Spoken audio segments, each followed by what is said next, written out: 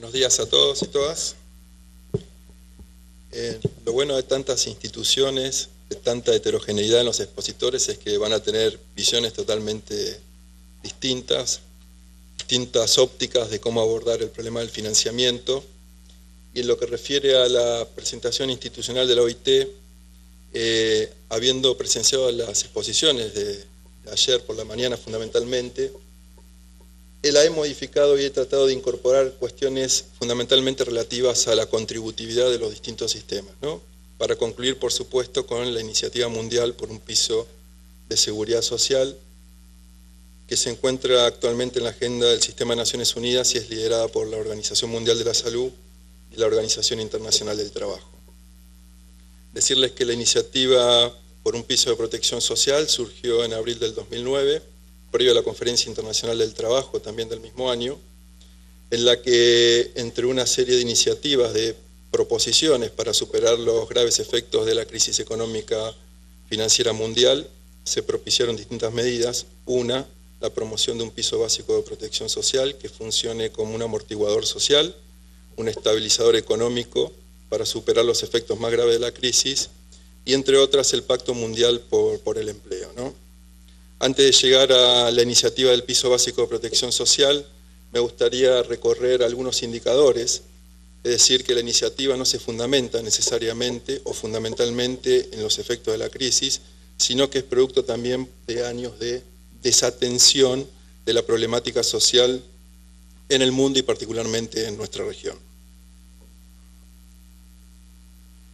La problemática por la seguridad social no es una iniciativa de una organización en particular, sino que parte desde la base de que es considerado como un derecho humano fundamental y así está receptado en distintos instrumentos internacionales, como es la Declaración Universal sobre los Derechos Humanos, el Pacto Internacional sobre los Derechos Económicos, Sociales y Culturales, y también el Protocolo de San Salvador, protocolo adicional a la Convención Americana de Derechos Humanos, también más recientemente presente en la campaña de extensión de la cobertura de seguridad social para todos, campaña que se iniciara en la Conferencia Internacional del Trabajo en el año 2001 y donde se resolvía redoblar los esfuerzos precisamente para una cobertura global, una cobertura para todos. Algunos indicadores de cobertura, es decir, históricamente los países de nuestra región se ha basado en los seguros sociales tradicionales, es decir, en la contribución por parte de empleados, empleadores y también en la participación del Estado en el financiamiento de los distintos sistemas de seguridad social. Observamos que a pesar de los avances en materia de seguridad social, estamos hablando de la población ocupada con seguridad social en los últimos años, todavía tenemos un déficit de cobertura bastante importante. Si bien el promedio para América Latina ronda el 60.8% al año 2008, observamos que la performance de los distintos países es bien disímil, ¿no? Es decir, países del Cono Sur con altos niveles de cobertura, países andinos con índices medios de cobertura de seguridad social y un poquito más rezagados los países de América Central y el Caribe, algunos. Si avanzamos en la consideración de Perú específicamente y su evolución desde el año 2000 al 2008, podemos observar que hay un salto bastante importante en los niveles de cobertura, pero así todo, todavía existe déficit importante, por ejemplo, en la cobertura de los trabajadores asalariados en establecimientos de menos de 5 trabajadores, y por supuesto también en la cobertura de los trabajadores no asalariados. Me refiero a los trabajadores independientes, al servicio doméstico, a los patrones, etc. Solamente quise incorporar un país andino que es Colombia y un país del Cono Sur, Brasil, para que puedan visualizar comparativamente respecto de otros países. El salto de Colombia básicamente no está dado por un aumento de la contributividad en el sistema, sino por la introducción del régimen subsidiado de salud. Por eso los casi 40 puntos que saltan en los índices de cobertura, ¿no? Pero además de la falta de cobertura en cada uno de los países y de los sistemas de seguridad social tradicionales, también existen brechas importantes respecto a los diferentes subsistemas. Por ejemplo, si tenemos el caso de Perú, vemos que en lo que tiene que ver con cobertura de pensiones, tenemos que solamente el 31%, ¿no?, tiene cobertura, o está acumulando derechos en expectativas, si es en el régimen estatal, o fondos en el régimen de capitalización individual. Pero para salud está muy chiquitito, 42%, acá está, perdón. Para otros países, por ejemplo, es la diferencia o la brecha es aún mayor. En el caso de Uruguay, pensiones 67% y salud 95%. El caso de Colombia lo acabo de mencionar recién, por los efectos de la introducción del régimen subsidiado en materia de salud. Quiero decir que la problemática, si bien hacia el sistema en su conjunto, también hacia el interior, observamos algunas distorsiones, algunos problemas, algunas inequidades y desigualdades. Si consideramos solamente como ejemplo la población no asalariada con seguridad social, vemos que para la mayoría de los países de la región se visualizan importantes déficits de cobertura. Es decir, en algunos países por una falta de cobertura legal, es decir, que los trabajadores independientes no están obligatoriamente comprendidos en ningún sistema de seguridad social y por lo tanto la cobertura es baja. El caso de Perú es un ejemplo, el caso de Ecuador es otro ejemplo. Quiere decir que cuando el señor ministro el día de ayer hablaba sobre la cobertura cuantitativa, pero también la calidad de los servicios, en algunos países tenemos acotada, tenemos una limitación en la extensión de la cobertura, porque precisamente la legislación no nos permite incorporarlos, es decir, la incorporación es facultativa. Dos láminas interesantes que se refieren a la cantidad de la población ocupada que actualmente cotiza a la Seguridad Social en la comparación para los años 2005, 2007 y 2008. Si vemos el caso de Perú, para el total del 2005 solamente el 14% de la población ocupada cotizaba al sistema de seguridad social, en el salto al 2007 23.4% y en el 2008 24%, ¿no? Es decir, los indicadores para el resto de los países siguen marcando la misma tendencia, ¿no? Países del Cono Sur con índices de cobertura más elevados respecto de los países andinos. Pero fíjense ustedes qué pasa con los jóvenes. Es decir, los índices de cobertura son aún menores. Es decir, si consideramos nuevamente Perú, para el 2005 solamente el 3.8% cotizaba, 2007 9.7%, 2008 11.7%. Quiero decir que, como vamos a ir viendo en el transcurrir de la presentación, todavía se pueden hacer esfuerzos para aumentar la contributividad a los sistemas de seguridad social y por lo tanto ese espacio fiscal que se está buscando para la implementación y expansión de la LAUS posiblemente sea menor, ¿no? Otro ejemplo tiene data no muy actualizada, pero solamente la quise incorporar para que vean el problema de la cobertura legal. En el caso de accidentes del trabajo y enfermedades profesionales, para el caso de Perú solamente el 4.4% de la PEA tiene cobertura y otra vez existe una limitación legal, es decir, el seguro no es universal, sino que solamente está dirigido a aquellos que laboran en actividades consideradas de alto riesgo.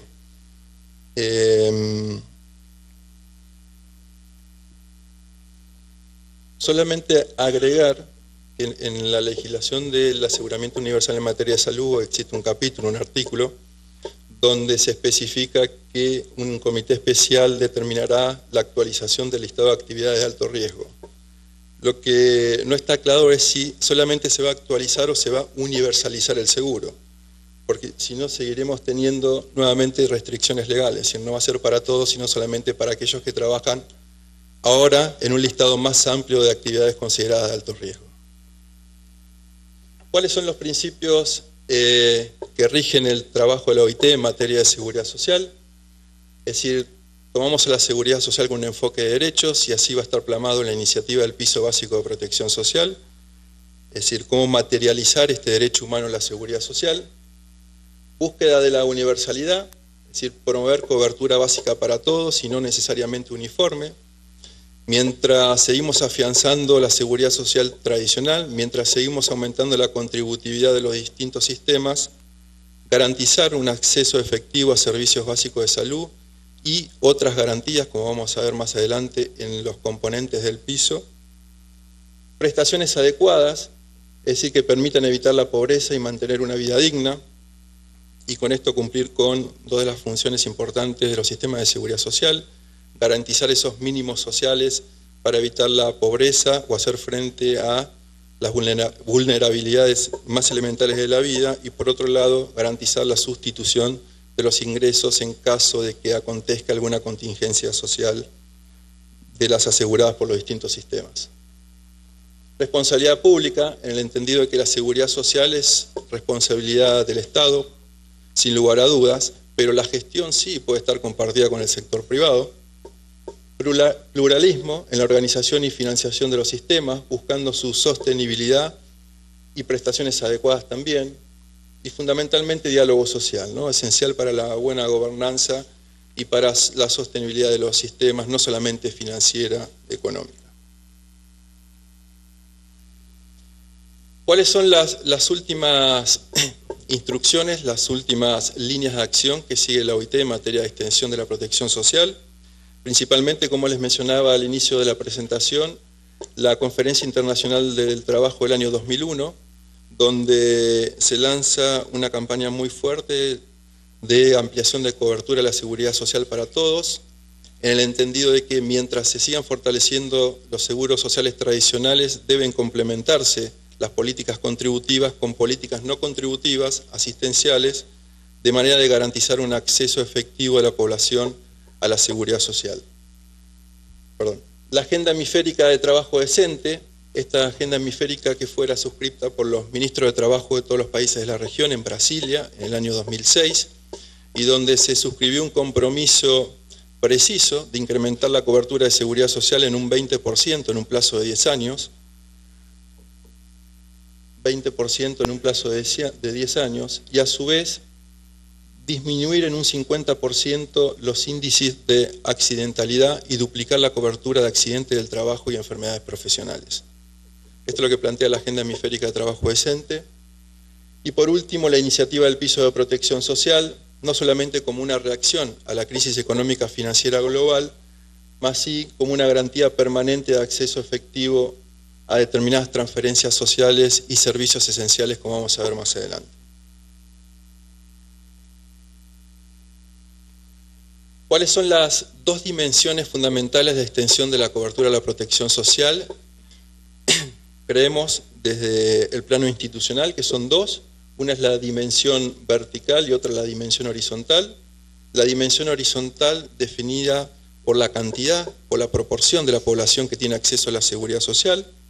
Fíjense ustedes que, por lo general, tanto los empleados públicos como los empleados formales del sector privado son los que usualmente están incluidos en los sistemas de seguridad social, los que contribuyen periódicamente y por lo tanto van generando esos derechos o derechos en expectativa respecto del subsistema de pensiones, un acceso efectivo a los servicios de salud.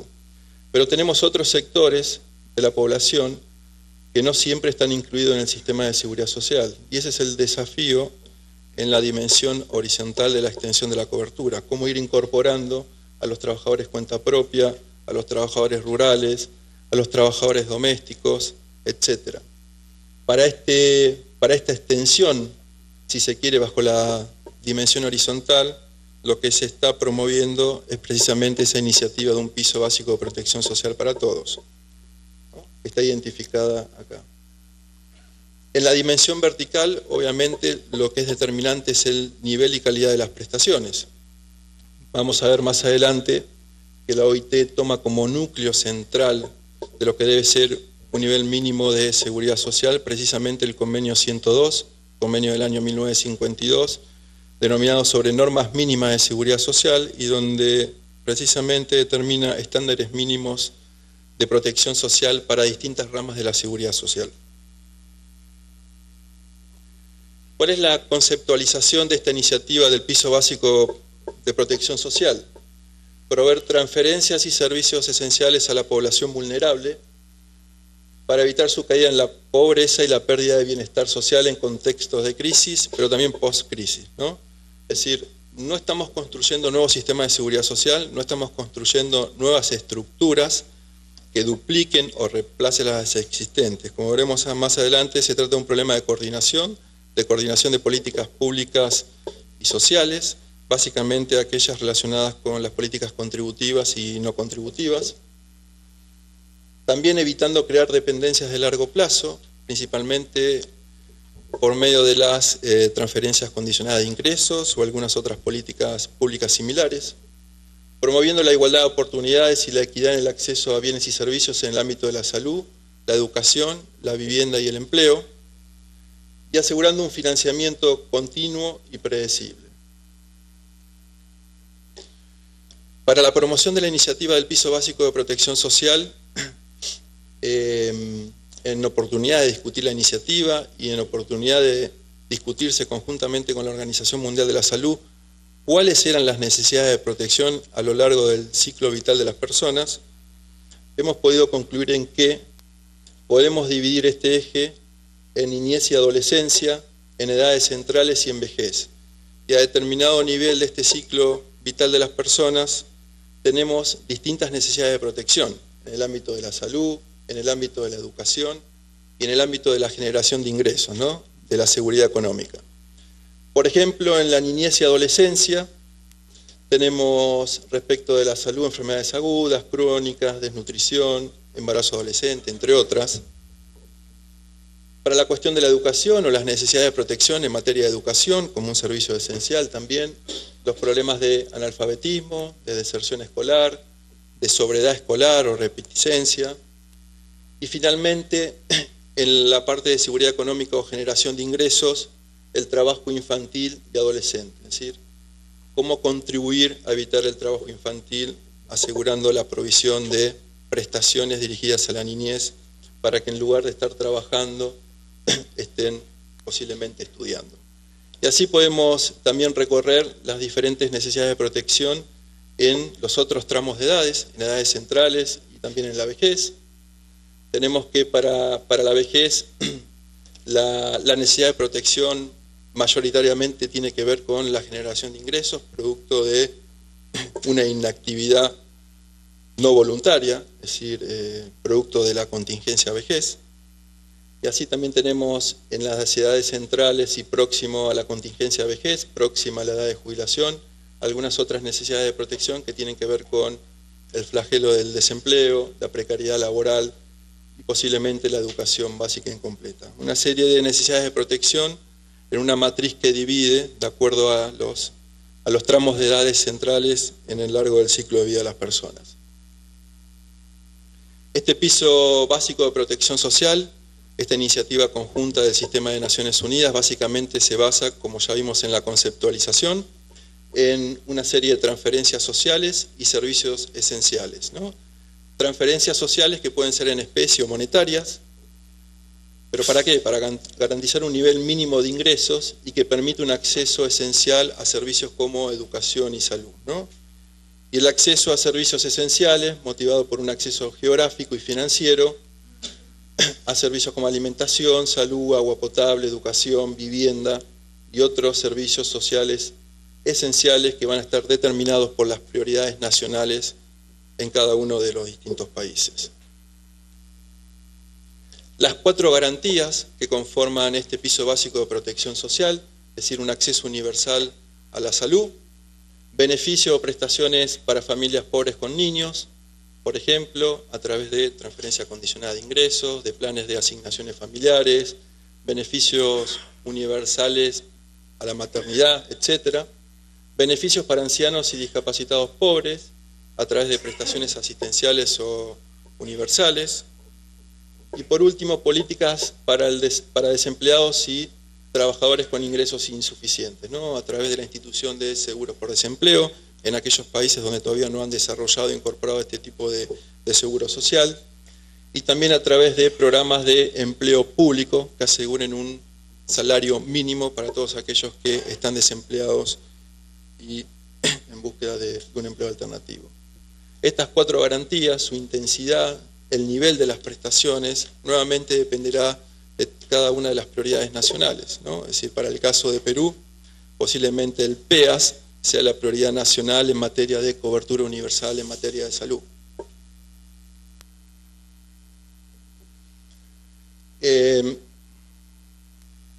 Era corta la presentación, ya nos estamos acercando al final, pero nuevamente las dimensiones horizontal y vertical en la extensión de la protección social, identificando el piso básico de protección social, donde se asegura una cobertura universal para toda la población, nuevamente la asistencia a pobres y desempleados, las prestaciones familiares y la pensión universal para la vejez y discapacidad, ¿no? Y otros servicios esenciales.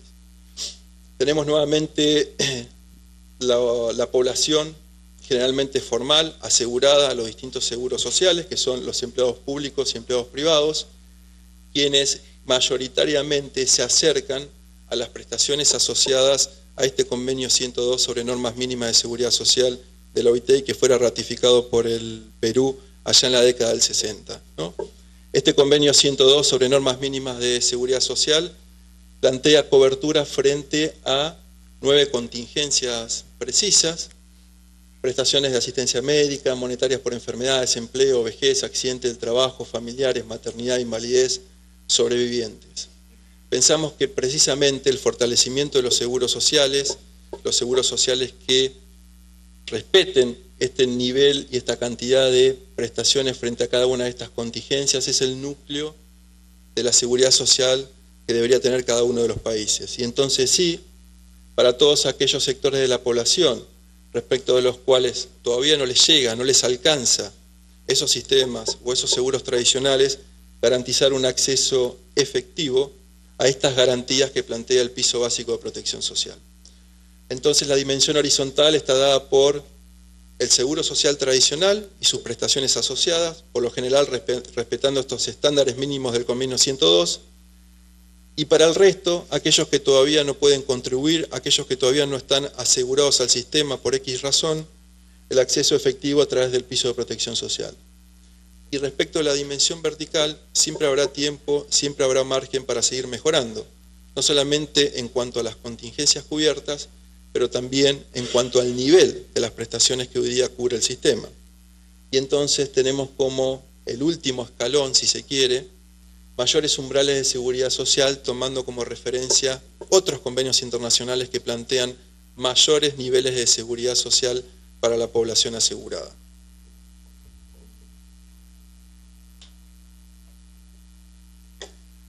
Algunos ejemplos de avances en la institución de algunos componentes del piso de protección social, algunas de estas 4 garantías sobre las cuales estuvimos hablando en distintos países de América Latina. Respecto de la garantía de beneficios para familias pobres con niños, tenemos por supuesto el caso del programa Oportunidades, que tiene cobertura, si mal no recuerdo ya, de casi 6 millones de familias. El caso del Bolsa Familias, dando cobertura a casi 13 millones de familias, entre otros. Los programas de asignaciones familiares universales en Argentina y Uruguay. Saben ustedes que Argentina acaba de lanzar la asignación única por hijo para todos aquellos niños de trabajadores informales y que será financiado con los recursos contributivos a través del propio Seguro Social, ¿no? El entendimiento de que como hay financiamiento tripartito, en una proporción bastante importante por impuesto del Estado Nacional, una manera de redistribuir y hacer a la función de los sistemas de seguridad social es garantizando estos ingresos mínimos a la niñez. Beneficios para trabajadores desempleados o con ingreso insuficiente, el caso de los seguros por desempleo, o el programa público, por ejemplo, de garantía de empleo, programa rural de India, donde el gobierno central, en asociación o en cooperación con los gobiernos estaduales, garantiza 100 días de trabajo pagos a los trabajadores rurales durante todos los años, ¿no? Es decir, una garantía de empleo de al menos 100 días que es financiado directamente por el gobierno central y los gobiernos estaduales. Beneficios para adultos mayores y personas con discapacidad, por supuesto las pensiones no contributivas, y para los trabajadores rurales, las pensiones rurales en Ecuador a través del Seguro Social Campesino, en México y en Brasil, ¿no? Acá podríamos incorporar también a Perú con su plan piloto Gratitud, ¿no? destinado a todos aquellos adultos mayores en extrema pobreza y superiores a 75 años. Si bien se trata de un programa modesto en sus inicios, vale la pena recordar que todos los programas de igual naturaleza han comenzado de esa misma manera, ¿no? Y creciendo con el tiempo. Y servicios de salud básica, los sistemas universales financiados con impuestos del Caribe y Brasil, el régimen subsidiado de Colombia y la reforma de salud en Uruguay. Tanto la OIT como otras organizaciones han estimado de cuál sería el costo fiscal de incorporar un piso básico de protección social en distintos países de América Latina y de África. Respecto de América Latina, existe un informe bastante importante de la Universidad Nacional de La Plata, de la provincia de Buenos Aires, Argentina, donde ha simulado un piso básico de protección social para casi todos los países de América Latina y con especial énfasis en los países de América Central, y donde determina que con menos del 5% del Producto Bruto Interno de América Latina se podría crear este tipo de piso básico de protección social con un impacto en la reducción de la pobreza de un 50%. Bueno, básicamente esta era mi presentación, la posibilidad de introducir el piso básico de protección social con estas 4 garantías bien marcadas, y también como reflexión la necesidad de seguir fortaleciendo los seguros sociales tradicionales, no solamente a través de la inspección, a través del combate a la evasión, a través de mejoras en la gestión y mayor transparencia en la administración de los sistemas, sino también posiblemente revisando la legislación que muchas veces actúa como limitante para seguir incorporando asalariados y trabajadores independientes a los sistemas. Una frase del director de la OIT, Somavia: el problema de la pobreza en el mundo no es de falta de recursos, pero sí de falta muchas veces de prioridades correctas. Muchas gracias y a sus órdenes para cualquier consulta después.